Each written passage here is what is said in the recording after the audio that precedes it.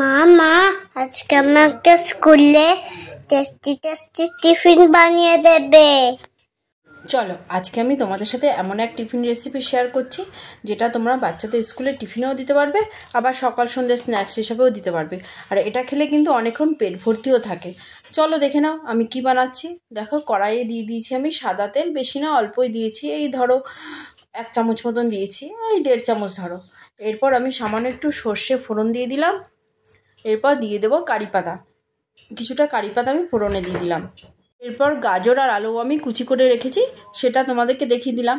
এবার এইদিকে কারি পাতাটা ভাজা হয়ে গেছে, ওটাকে আমি নামিয়ে নিচ্ছি, নাহলে খাওয়ার সময় কারি পাতাটা মুখে পড়লে আমার ছেলে মেয়ে খাবে না। দেখো এইদিকে ফোড়নটা রেডি হয়ে যাওয়ার পর গাজর আর আলুটা আমি তেলের মধ্যে দিয়ে খুব ভালো করে ভেজে নেব। এই টাইমে কিন্তু গ্যাসের আঁচটা আমি কমিয়ে রাখবো। এরপর আমি এখানে দেব সামান্য একটু হলুদ গুঁড়ো আর দেব পরিমাণ মতো নুন।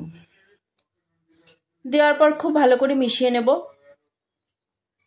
দেখো এইদিকে কিন্তু আমার গাজর আর আলুটা ভাজা হয়ে গেছে। এরপর এর মধ্যে আমি পেঁয়াজ কুচি দিয়ে দিলাম। একটা মাঝারি সাইজের পেঁয়াজ আমি কুচি করে নিয়েছিলাম, সেটাই দিয়ে দিলাম। সেটা দিয়ে খুব ভালো করে গাজর আর আলুর সাথে মিশিয়ে নেব, আর একটু ধরো ভাজা ভাজা করে নেব।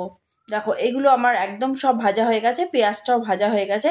এরপর আমি 1/2 চামচ মতন চিনি দিয়ে দিয়েছি, আর দিয়ে দিলাম টমেটো কেচাপ, বেশি করে দিয়েছি, ধরো এই 2-3 চামচ মতন আমি টমেটো কেচাপ দিয়েছি। দিয়ে খুব ভালো করে মিশিয়ে নেব গাজর আর আলুর সাথে। চলো এইদিকে আমার কিন্তু মেশানো কাজ একদম কমপ্লিট। এবার আমি দেখো বেশ কিছুটা চিড়ে ভালো করে জল দিয়ে ধুয়ে নিয়েছিলাম, ধুয়ে জলটাকে একেবারে ঝরিয়ে নিয়ে একেবারে শুকনো শুকনো করে ফেলেছি।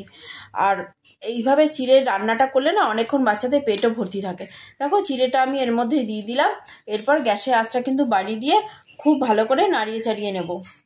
তোমাদের যদি আমার এই রেসিপিটা ভালো লাগে লাইক করবে, সাবস্ক্রাইব করবে, আর বাড়িতে কিন্তু অবশ্যই বানাবে। বাচ্চাদের স্কুলে টিফিনে দিতে পারো, সকাল সন্ধ্যে তোমরা নিজেরাও খেতে পারো, বাচ্চাদেরকেও দিতে পারো, পেট কিন্তু অনেকক্ষণ ভর্তি থাকে।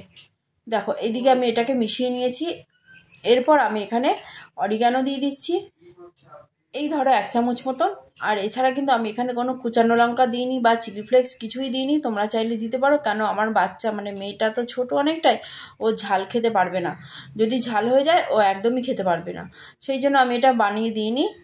আর আমি এটা আমার মেয়েকে আর ছেলেকে স্কুলের টিফিনে দিয়ে দিয়েছিলাম। দেখো এইদিকে আমার এখানে মেশানো হয়ে গেছে, একদম ঝরঝরে চিড়ের পোলাও কিন্তু একদম রেডি। আমি একটুখানি তুলে রাখছি আমার মেয়ের জন্য।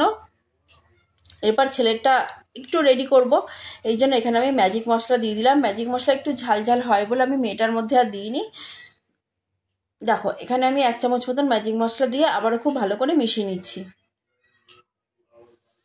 দেখো এইদিকে আমার মেশানো কমপ্লিট হয়ে গেছে, একেবারে ঝরঝরে চিড়ের পোলাও কিন্তু আমার রেডি। এরপর আমি একটা প্লেটে সার্ভ করব।